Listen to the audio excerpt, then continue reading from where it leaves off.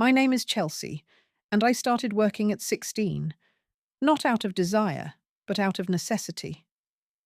My parents always seemed to have money for my younger sister Lily, who is 6 years my junior, but never for me. I distinctly remember the day I decided I had enough. I desperately needed new shoes for gym class. The soles of my old ones were practically falling apart.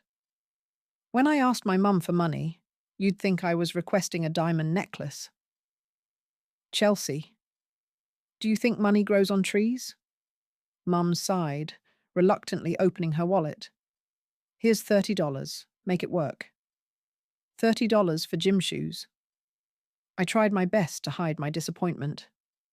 Later that same day, I watched as my parents took Lily shopping. She returned home with 3 new outfits, a stuffed unicorn, and a fancy tablet for educational purposes. I calculated the cost in my head. They must have spent at least $300 on her in just one afternoon. This wasn't an isolated incident. When I needed money for a school field trip, Dad insisted I explain its educational value before handing over the cash, accompanied by a lecture on responsibility. Meanwhile, Lily would throw tantrums in toy stores and leave with whatever she desired. My friend Emma's parents owned a coffee shop called Been There, Done That. One day, while doing homework there, I overheard them discussing the need for weekend help. Without hesitation, I offered, I could work for you, surprising even myself with my boldness. They hired me on the spot, and I began working after school and on weekends. The pay was minimal, just minimum wage plus tips, but it was mine. I didn't tell my parents. I knew they would find a way to take it from me. For 2 months, I worked and saved diligently. I bought myself new shoes, clothes, and even started a small savings account. For the first time, I felt a sense of control over my life. But then came the day that changed everything. Mom and Lily walked into the coffee shop on a Saturday afternoon while I was behind the counter, making a latte. The shock on Mum's face would have been amusing if I hadn't felt so frightened. Chelsea, what are you doing here? She demanded. I work here, I replied simply, continuing to make the drink. Have for 2 months now. Mum didn't order anything. She just stood there, took Lily by the hand, and left. I knew dinner that night would be tense. When I got home, both my parents were waiting for me at the kitchen table, and the interrogation began immediately. Why didn't you tell us you were working? Dad asked. I shrugged. I didn't think you'd care. Of course we care, Mum said, though her tone indicated otherwise. How much are they paying you? When I revealed that I made about $400 a month from wages and tips, I noticed a shift in their expressions. It wasn't pride. It was calculation. Well, Dad said, clearing his throat, since you're living under our roof, eating our food, and using our electricity, I think it's only fair that you contribute. Half of what you make should go toward household expenses. I stared at him in disbelief. What? Mum added, Lily needs new winter clothes, and we were thinking of signing her up for dance lessons. Those aren't cheap, you know. That's when I realized the truth. This wasn't about me contributing to the household. It was about them taking my earnings to spend on Lily. No, I said quietly. It's my money. I earned it. I'm not giving you half of it for Lily's dance lessons. After that night, everything changed. My parents did the bare minimum required by law. They fed me, bought me the cheapest clothes when absolutely necessary, and kept a roof over my head. Beyond that, I barely existed to them. When I had a choir performance at school, they didn't attend. When I won an essay contest, they didn't congratulate me. It felt like I had been demoted from daughter to an unwelcome houseguest. Thankfully, I had my grandmother, Eleanor. Dad's mum was nothing like him. She began attending my school events, cheering louder than anyone else's parents. She'd take me shopping occasionally and listen to my problems over ice cream sundaes. By senior year, I was working nearly full-time hours on weekends and after school. I saved almost all my money, applying for every scholarship I could find. I knew that college was my ticket out. On graduation day, my parents showed up for exactly 5 minutes. They snapped a few photos. Then Dad checked his watch. "We promised to take Lily to the movies. She's been so patient sitting through this." They left before my name was called. But Grandma Eleanor stayed. She whooped and hollered when I walked across the stage and took me out for a fancy dinner afterward. 2 weeks later, during a rare family dinner, I decided to share my news. "I got into State University. I start in August." "We can't afford college," Dad interrupted, not even looking up from his plate. "Not with Lily's private school tuition." The smugness in his voice indicated he'd been waiting to say those words for years. I smiled. "I don't need your money. I got a full scholarship. Everything's covered." Their forks froze mid-air. "Well," Mum finally said, "that's nice for you." Then, as if my news meant nothing, she turned to Lily. "Tell Chelsea about your science project, honey. She won first place in her grade." As Lily launched into a detailed explanation of her volcano made entirely of store-bought materials, likely assembled by Mom, I realized I felt nothing. No anger, no disappointment, just emptiness. The next day, I packed my bags and moved in with Grandma Eleanor. She welcomed me with open arms. That summer was the best I'd had in years. I continued working at the coffee shop, saving as much money as possible for college. Living with Grandma Eleanor was nothing like living with my parents. She treated me like an actual person instead of a burden. "I'm going to send you $1,000 every month for your housing," she told me one evening as we sat on her porch swing. "Don't argue with me about it." "Grandma, that's too much," I said, genuinely shocked by her generosity. She waved her hand dismissively. "What else am I going to do with my money? Your grandfather left me well off, and I intend to use it to help the people I love. You're at the top of that list." In August, I packed up my car and headed to State University. The campus was beautiful, and my dorm room, while small, felt like freedom. My roommate, Tara, was from California and seemed nice enough. We weren't destined to be best friends, but we respected each other's space, which was all I really wanted. During my 4 years at college, I called Grandma Eleanor twice a week. My parents? They called maybe once a month, and the conversations were always the same. "How are your classes?" Mom would ask. "Fine," I'd reply. "That's nice. Did I tell you Lily made the honor roll again?" They never visited, not once. When parents' weekend rolled around, I would hang out with friends whose families couldn't make the trip either. We called ourselves the Orphan Club and made it a tradition to go out for fancy dinners that weekend. I majored in business with a focus on financial management. I worked hard, graduated with honors, and immediately began job hunting. The thought of returning to my hometown never crossed my mind until I received an offer from Apex Financial, one of the top firms in the region. "Take it," my advisor urged when I shared the news. "They rarely hire new graduates. Someone there must have been really impressed with your resume." So I moved back to my hometown, but made sure to find an apartment far from my parents' house. I couldn't afford anything fancy, but it was mine. I didn't call to tell them I was back. Why would I? They hadn't even acknowledged my graduation. Grandma Eleanor, of course, was thrilled that I was nearby again. "Now I can fatten you up properly," she joked when she visited my new place, bringing enough home-cooked food to last me a week. My job at Apex was challenging but rewarding. I started as a junior financial analyst, which meant I did all the grunt work no one else wanted to tackle. I stayed late, arrived early, and volunteered for the projects that others avoided. After 2 years of relentless work, I received my first promotion to senior analyst. With it came a nice salary increase, my own office, and more responsibilities. Instead of slowing down, I worked even harder. One day, Mr. Thompson, the department head, called me into his office. "Chelsea, I'm putting you in charge of the Richardson account."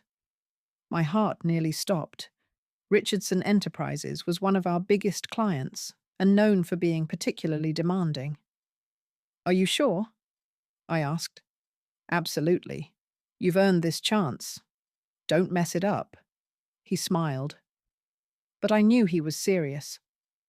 For the next 3 months, I lived and breathed the Richardson account. I redesigned their entire investment portfolio, finding ways to increase returns while reducing risk. When I finally presented my plan to their board, they were silent for a full minute after I finished. "Well," Mr. Richardson finally said, "I think we've found our new financial advisor." Not only did we retain their business, but they also increased their investment with us by 30%. Mr. Thompson was ecstatic. He called a company meeting to recognize my achievement, gave me a substantial bonus, and increased my salary again. That night, I called Grandma Eleanor to share the good news. "I knew you could do it," she said proudly. "Now please tell me you're going to take a vacation. You deserve it." "Actually, I am," I replied. "And I've got something for you too." The next day, I visited her with 2 envelopes. One contained a beautiful diamond bracelet I had bought her as a thank you gift. The other held 2 tickets for a luxury Alaskan cruise. "You and me," I explained as she opened the second envelope in shock. "Next month, all expenses paid." For the first time in my life, I saw my grandmother speechless. Our cruise was incredible. Glaciers, whales, northern lights. We saw it all. I posted photos on social media, something I rarely did, partly to remember the trip, and partly, I admit, to show off a little. Look at me now. 3 days after we returned, my phone rang. It was a number I rarely saw on my caller ID these days. "Mum?" I answered, genuinely surprised. "Chelsea, darling." Her voice was syrupy sweet. "It's been too long. In fact, we were hoping you'd come over for dinner this Sunday." "Your father is grilling steaks." I should have said no. I knew there had to be a reason for this sudden interest in my life after years of near silence. But curiosity got the better of me. "Sure," I said. "What time?" 6 o'clock? And Chelsea? We're so proud of you, honey. We always knew you'd do well." The lies were so blatant that I didn't even bother responding. I just told her I'd see them Sunday and hung up. That Sunday, I drove to my parents' house feeling oddly detached. The house looked exactly the same. The faded blue paint, the flower beds that Mom obsessed over, and the basketball hoop that Dad had installed for Lily. Not me. I had never been athletic enough for his tastes. Mom opened the door before I could knock, her smile wide and welcoming. Dad stood behind her, actually looking happy to see me. It was disconcerting. "Chelsea," Mum hugged me tightly, "you look fantastic. So professional and successful." I returned the hug awkwardly. "Thanks." They ushered me inside, offering drinks and appetizers as if I were an honored guest rather than their daughter. The conversation was unnervingly pleasant, focusing on neutral topics like the weather and local news. Finally, when we sat down to eat, Dad cleared his throat. "So, Chelsea, tell us about your job. You work at Apex Financial, right? As some kind of manager?" I carefully avoided answering my father's question about my position and salary. I knew exactly where this conversation was headed. I'm doing well, I said vaguely. The company is great. What about Lily? Is she around? The change of subject worked like a charm. My parents' faces instantly shifted from eager to troubled. Actually, Mum said with a heavy sigh, Lily's at college in Westfield. We had to take out quite a substantial loan for her tuition, plus her housing costs, meal plan, textbooks. Dad jumped in. The economy's been tough on my business. We're barely keeping up with the mortgage payments, and now with these college bills. I put down my fork. I'm sorry to hear that. College is expensive. They exchanged a look that confirmed my suspicions about this dinner invitation. Mom reached across the table and took my hand. Chelsea, honey, we know we weren't always the most supportive parents. We made mistakes. Terrible mistakes. The way we treated you compared to Lily, it wasn't fair. I sat there, letting their words wash over me. Were they genuinely remorseful, or just desperate for money? Probably both. We're so proud of you, Mum said, her eyes watering. And we're hoping maybe you could find it in your heart to help your family, just until we get back on our feet. There it was, the real reason for the sudden family reunion. I wanted to refuse, to tell them they'd made their bed and could lie in it. But something stopped me. Maybe it was the memory of Grandma Eleanor's words about not becoming bitter.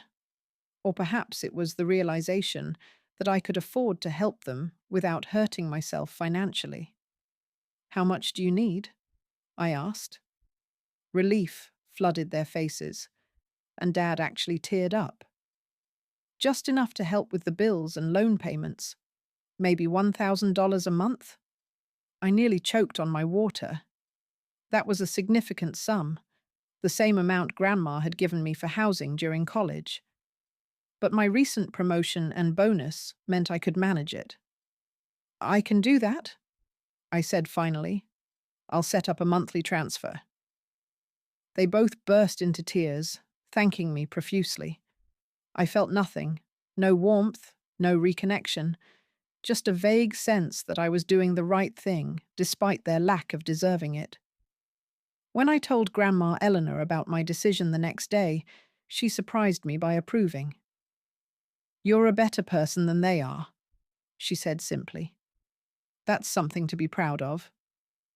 Over the next few months, I saw my parents more frequently. We had occasional dinners, sometimes with Lily when she was home from college. She hadn't changed a bit, still self-centered and still treated like a princess by our parents. But what struck me was her appearance. Her clothes were designer brands, her nails professionally done, and she sported a new MacBook and iPhone. I didn't mention it. I kept sending the money each month, and my parents continued to thank me with over-the-top gratitude that felt hollow. Then they started asking for more, small amounts at first. The car needs repairs. Could you help with $200? The water heater broke. Would $350 be too much to ask? I rarely said no. My career was thriving, and I told myself it was just money. At work, I was assigned a major project to restructure our approach to corporate clients. If successful, it would likely lead to a department head position. I threw myself into it, working longer hours than ever. Finally, after months of effort, my project concluded successfully. The CEO personally congratulated me, and the promotion I had been hoping for came through. Department Head of Corporate Relations, with a salary nearly double what I had been making. I bought an expensive bottle of wine and drove straight to Grandma Eleanor's house to celebrate. I'm so proud of you, she said, clinking her glass against mine. But promise me now you'll take some time for yourself. I will, I agreed. Maybe I'll even start dating again. Hallelujah, she laughed. A week later, I made time to visit my parents for dinner. Lily was home from college, and I noticed she had a new designer handbag that probably cost more than my first month's rent. I got promoted, I announced during dinner, trying to share my accomplishment. A strange silence fell over the table. Then Mum said, "You know, with your new position, you could probably afford to help us a bit more. Maybe $1,500 a month instead of $1,000? I laughed, thinking she was joking. I've already been helping for months, plus covering all those emergency expenses. Lily rolled her eyes. Don't be so selfish, Chelsea. It's not like you need all that money for yourself. Coming from her, with the $800 bag sitting next to her, it was too much. No, I said firmly. The amount stays the same. The rest of dinner was tense, with disapproving glances from all three of them. I left early, unsettled by how quickly their gratitude had morphed into entitlement. Months passed. Lily graduated from college, a fact I learned when Mum called to invite me to a celebration dinner. I arrived at their house expecting other guests, but it was just the four of us. Lily proudly announced she would celebrate her graduation with a luxury resort trip to Mexico. Mum cleared her throat. We were hoping you might pay for Lily's trip as a graduation gift. I stared at them in disbelief. Excuse me? It would mean so much to her, Dad added, after all her hard work. Lily nodded eagerly. It's only $14,000 for the package I want. I put down my fork. Lily hasn't earned a single dollar in her life. Why would I spend that kind of money on her vacation? If you don't help your sister, Mom threatened, don't consider yourself part of this family anymore. I looked at them, my entitled sister, my manipulative mother, my weak father, and felt nothing but release. Fine by me, I said calmly. And by the way, I'm stopping the monthly transfers too. You can figure out your own finances from now on. As I walked to my car, I heard them calling after me, but I didn't look back. When I got home, I immediately cancelled the automatic transfer in my banking app. For weeks, they bombarded me with calls and texts. I blocked their numbers. Emails came next, alternating between guilt trips and apologies. I filtered them to trash. A month after cutting ties with my parents and Lily, I received an invitation to Grandma Eleanor's 75th birthday party. She was hosting a big celebration at her house, inviting family members and friends from all over. I knew my parents would likely attend. She was still Dad's mother, after all. But I figured we could avoid each other in a crowd. The day of the party arrived, and I dressed carefully in a blue dress Grandma had always said brought out my eyes. I brought her a hand-painted teapot I'd commissioned from a local artist, knowing her love for unique tea sets. When I arrived, the house was already filled with people. I spotted my parents and Lily immediately. They were standing by the buffet table, already filling their plates. They saw me too, but turned away without acknowledging me. That suited me fine. I made my way to Grandma, who was holding court in her favourite armchair, looking regal in a purple dress with a corsage pinned to her shoulder. "There's my girl," she said, her face lighting up as I bent to hug her. "Always on time, always thoughtful." I handed her my gift, which she opened immediately, gasping with delight at the teapot. "It's absolutely beautiful," Grandma Eleanor said, turning the teapot in her hands to admire the hand-painted flowers. "I'll use it tomorrow for my morning tea." The party progressed pleasantly. I chatted with relatives I hadn't seen in years, caught up with some of Grandma's friends, and successfully avoided any interaction with my immediate family. Then came time for dinner. The meal began cordially enough, with everyone passing dishes and making small talk. When the main course was served, people began offering toasts to Grandma. My mother stood up, wineglass in hand. "To my wonderful mother-in-law on her 75th birthday." You've always been a beacon of wisdom in our family, and we're so grateful for your guidance over the years." Her words were pretty, but hollow, and I had to suppress an eye roll. Then, to my horror, she turned in my direction. "And while I have everyone's attention, I'd like to address something. My daughter Chelsea has recently decided that family isn't important to her. She's turned her back on us despite her financial success, refusing to help her own sister with a simple graduation gift." A shocked silence fell over the table. My face burned with embarrassment and anger. "Linda," Grandma Eleanor said sharply, "this is hardly the time or place." But I had had enough. I stood up, my chair scraping loudly against the floor. "Since my mother has decided to air our dirty laundry at Grandma's birthday dinner, let me set the record straight." I looked around the table at the uncomfortable faces. "For the past 3 years, I've been sending my parents $1,000 every month because they claimed they needed help paying off Lily's college loans." Dad's cousin Martin, who worked at the state university board, frowned and put down his fork. "That can't be right. Lily received a full scholarship through the Legacy program. Your father made sure I knew about it when she was accepted. Her tuition and housing were completely covered." The table went utterly silent, all eyes turning to my parents, whose faces had drained of colour. I felt like I'd been punched in the stomach. All this time they'd been lying to me. I suddenly understood why Lily always had designer clothes and expensive accessories while supposedly struggling through college on our parents' limited budget. They weren't using my money for her tuition. They were using it to spoil her, just like they always had. "Is this true?"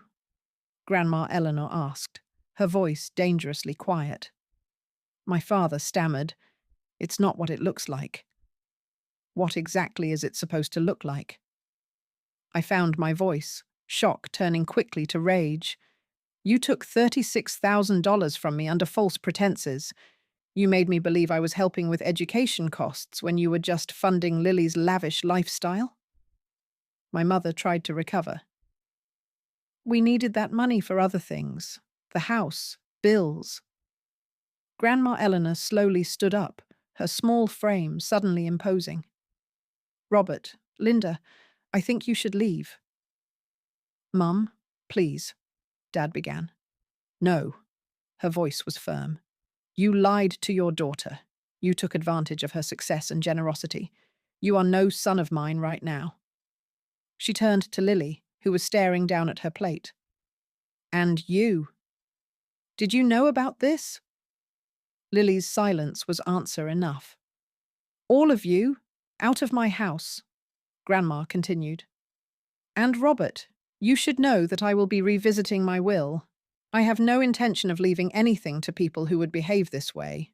My parents and Lily left quickly, my mother in tears, my father red-faced with shame. The party dispersed soon after, guests making awkward excuses to leave early. I stayed to help Grandma clean up, both of us working in contemplative silence. "I'm sorry," I finally said. "I ruined your party." "Nonsense." She patted my hand. "You didn't ruin anything. They did that all on their own." In the weeks that followed, Grandma told me my parents called her constantly, begging for forgiveness and pleading with her not to change her will. She was unmoved. "I already changed it," she informed me one afternoon over tea, served in her new teapot. "Everything's going to you now.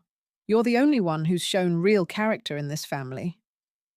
I sipped my tea, feeling sad, but relieved. I never wanted it to come to this. "Neither did I," she sighed. "But we can't control other people's choices, Chelsea. We can only control our own." I haven't spoken to my parents or Lily since that day. Occasionally, I see their names pop up on my phone, but I never answer. Whatever they have to say, it's too late. Life is too short to be weighed down by toxic relationships. Sometimes, You have to choose yourself and your well-being over family obligations. If you resonated with my story or found it inspiring, please like and subscribe for more content on personal growth and resilience. Remember, you deserve to surround yourself with people who appreciate and uplift you.